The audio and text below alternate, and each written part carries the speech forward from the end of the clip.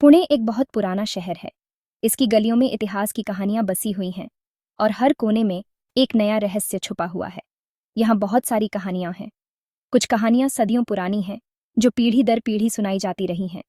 कुछ कहानियां अच्छी होती हैं, जो दिल को खुश कर देती हैं, और कुछ कहानियां डरावनी होती हैं, जो रातों की नींद उड़ा देती हैं।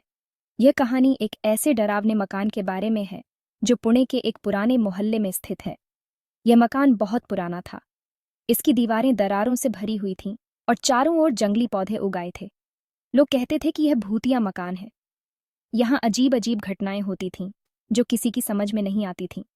कोई भी इस मकान में नहीं जाता था। सब डरते थे। यहाँ तक कि दिन में भी लोग इस मकान के पास से गुजरने से कतराते थे। वे कहते थे कि मकान में भूत रहते हैं। रात के समय यहाँ से अजीब अजीब आवाजें आती थीं, जैसे कोई फुसफुसा रहा हो या कोई चीज गिर रही हो।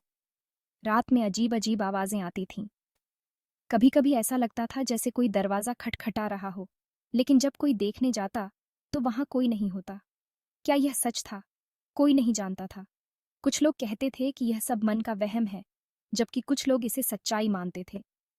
एक दिन एक पुरानी डायरी मिली, जिसमें इस मकान के बारे में कुछ रहस्यमय बातें लिखी हुई थीं। इस डायरी में लिखा था कि इस मकान में एक परिवार रहता था, जो अचानक गायब हो गया था। उस परिवार के गायब होने के बाद से ही इस मकान में अजीब घटनाएं होने लगीं।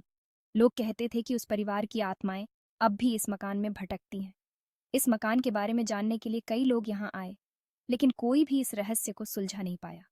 कुछ लोग डर के मारे वापस चले गए, जबकि कुछ ने इसे एक चुनौती के रूप में लिया।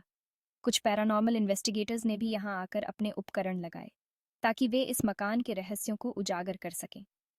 उन्होंने कई रातें यहाँ बिताईं, लेकिन उन्हें भी कोई ठोस सबूत नहीं मिला। मकान में रहस्यमय रोशनी और परछाइयां दिखती थीं, लेकिन कोई भी यह नहीं समझ पाया कि यह सब कैसे हो रहा है। यह मकान आज भी एक रहस्य बना हुआ है। लोग आज भी इस मकान के पास से गुजरते समय डरते हैं, लेकिन उनकी जिज्ञासा उन्हें यहाँ खींच लाती है। ये मकान पुणे का एक ऐसा रहस्य है, जो शायद कभी सुलझ नहीं पाएगा। आस्था एक बहादुर लड़की थी। वह पुणे में रहती थी। उसने भूतिया मकान के बारे में सुना था। वह जानना चाहती थी कि क्या यह सच है। उसके कुछ दोस्त भी थे। वे भी बहादुर बनना चाहते थे। उन्होंने एक प्लान बनाया। वे रात में मकान में जाएंगे। वे देखेंगे कि क्या होता है। आस्था के दोस्त थोड़ा डरे हुए थे, लेकिन आस्था ने उनको हिम्मत दी। एक रात आस्था और उसके दोस्त मकान में गए। रात बहुत अंधेरी थी। हवा तेज चल रही थी। पेड़ हिल रहे थे। ऐसा लग रहा था जैसे पेड़ भी डर रहे हों। मकान पास आ रहा था। अब यह और भी डरावना लग रहा था। खिड़कियां टूटी हुई थीं। दरवाजा पुराना और जंग लगा हुआ था। आस्था और उसके दोस्त अब डरने लगे थे। वे मकान के दरवाजे पर पहुंच गए। आस्था ने गहरी सांस ली। उसने दरवाजा धक्का दिया। दरवाजा चरमराता हुआ खुला। ऐसा लगा जैसे इसे बहुत सालों से नहीं खोला गया हो। अंदर अंधेरा था। कुछ भी दिखाई नहीं दे रहा था। हवा ठंडी और गीली थी। एक अजीब सी गंध आ रही थी। आस्था और उसके दोस्त अंदर चले गए। अंदर क्या है? वे धीरे धीरे अंदर गए। यह एक पुराना खंडहर हो चुका मकान था, जो वर्षों से वीरान पड़ा था। उनके दिलों की धड़कनें तेज हो रही थीं, और हर कदम के साथ उनकी उत्सुकता और डर बढ़ता जा रहा था। उनके कदमों की आवाज गूंज रही थी। हर कदम के साथ ऐसा लग रहा था जैसे मकान की दीवारें भी उनकी उपस्थिति को महसूस कर रही हों। मकान खाली लग रहा था। हर कोने में सन्नाटा पसरा हुआ था, और हवा में एक अजीब सी ठंडक थी। लेकिन उन्हें ऐसा लग रहा था जैसे कोई उन्हें देख रहा है। हर परछाई, हर हलचल उन्हें चौकन्ना कर रही थी। अचानक एक चूहा उनके पैरों पर दौड़ा। वे चौंक गए और एक पल के लिए उनकी सांसें थम गईं। वे डर गए। उन्होंने अपनी टॉर्च जलाई। उन्होंने चारों ओर देखा। टॉर्च की रोशनी में मकान की दीवारें और फर्श और भी भयानक लग रहे थे। दीवारें गंदी और टूटी हुई थीं। ऐसा लग रहा था जैसे यहाँ वर्षों से कोई सफाई नहीं हुई हो। फर्श पर धूल और मकड़ी के जाले थे। हर कदम पर धूल उड़ रही थी और मकड़ी के जाले उनके चेहरों से चिपक रहे थे। कुछ टूटी हुई कुर्सियां और एक मेज थी। ऐसा लग रहा था जैसे यहाँ कभी कोई परिवार रहता था, लेकिन अब सब कुछ बर्बाद हो चुका था। ऐसा लग रहा था जैसे यहाँ बहुत सालों से कोई नहीं आया है। मकान की हर चीज पर समय की मार साफ दिखाई दे रही थी। अचानक एक दोस्त को एक पुराना फोटो एल्बम मिला। उन्होंने उसे उठाया और उसमें झांकने लगे। एल्बम में पुराने समय की तस्वीरें थीं, जो इस मकान के सुनहरे दिनों की याद दिला रही थीं। तस्वीरों में एक खुशहाल परिवार था, जो इस मकान में कभी रहता था। वे तस्वीरें देखकर भावुक हो गए और सोचने लगे कि इस परिवार के साथ क्या हुआ होगा।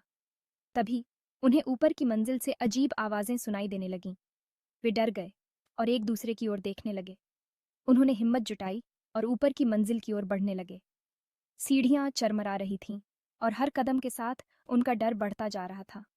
ऊपर पहुंचकर उन्हें एक पुराना अटारी मिला।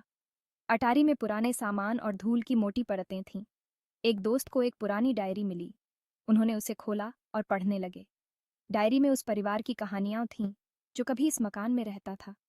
डायरी पढ़ते पढ़ते उन्हें उस परिवार से एक अजीब सा जुड़ाव महसूस होने लगा। वे सोचने लगे कि इस परिवार के साथ क्या हुआ होगा और क्यों यह मकान वीरान हो गया। अंत में उन्होंने फैसला किया कि अब उन्हें यहाँ से निकल जाना चाहिए। वे मकान से बाहर निकले, लेकिन उनके दिलों में उस परिवार की कहानियां और मकान की यादें हमेशा के लिए बस गईं। वे एक कमरे में दाखिल हुए। ये एक पुराना, धूल भरा कमरा था जिसमें दीवारों पर जाले लगे हुए थे। उनके कदमों की आवाज गूंज रही थी, जैसे कि फर्श पर कोई पुरानी लकड़ी की तख्तियां हों। ये एक छोटा सा कमरा था।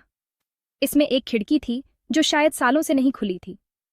खिड़की के शीशे पर धूल की मोटी परत जमी हुई थी और बाहर का दृश्य धुंधला दिखाई दे रहा था।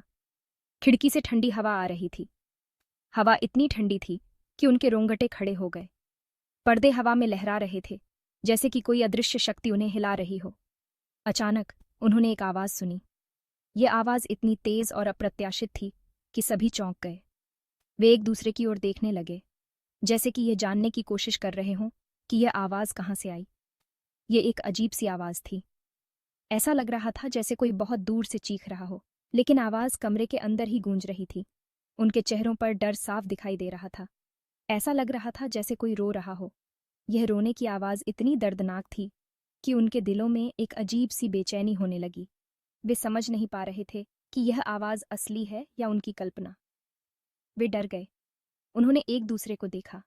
उनकी आंखों में सवाल थे, लेकिन किसी के पास जवाब नहीं था। वे एक दूसरे के करीब आ गए, जैसे कि एक दूसरे से हिम्मत बटोर रहे हों। वे समझ नहीं पा रहे थे कि क्या करें। क्या उन्हें इस कमरे से बाहर निकल जाना चाहिए या इस आवाज की तह तक जाने की कोशिश करनी चाहिए? उनके मन में कई सवाल उठ रहे थे। क्या यह भूत था? आवाज फिर से आई। इस बार यह और भी स्पष्ट थी, जैसे कि कोई उनके बहुत करीब आ गया हो। वे और भी ज्यादा डर गए। अब यह और पास आ रही थी। ऐसा लग रहा था जैसे कि कोई अदृश्य शक्ति उनके चारों ओर घूम रही हो। उनके दिल की धड़कनें तेज हो गईं और वे समझ नहीं पा रहे थे कि अब क्या करें। आस्था का दिल जोर जोर से धड़क रहा था। उसके हाथों में पसीना आ रहा था। वह भी डर गई थी, लेकिन वह बहादुर बनना चाहती थी। उसने अपने दोस्तों से कहा, घबराओ मत, यह सिर्फ हवा होगी। लेकिन वह खुद से ही झूठ बोल रही थी। उसे पता था कि यह हवा नहीं थी, यह कुछ और था, कुछ बहुत डरावना। अचानक रोने की आवाज तेज हो गई। यह अब एक चीख में बदल गई थी। आस्था और उसके दोस्त बहुत डर गए। वे अब और इंतजार नहीं कर सकते थे। वे भागने लगे। वे जितनी तेजी से दौड़ सकते थे, दौड़े। उन्होंने पीछे मुड़कर नहीं देखा। वे तब तक नहीं रुके जब तक वे मकान से बहुत दूर नहीं चले गए।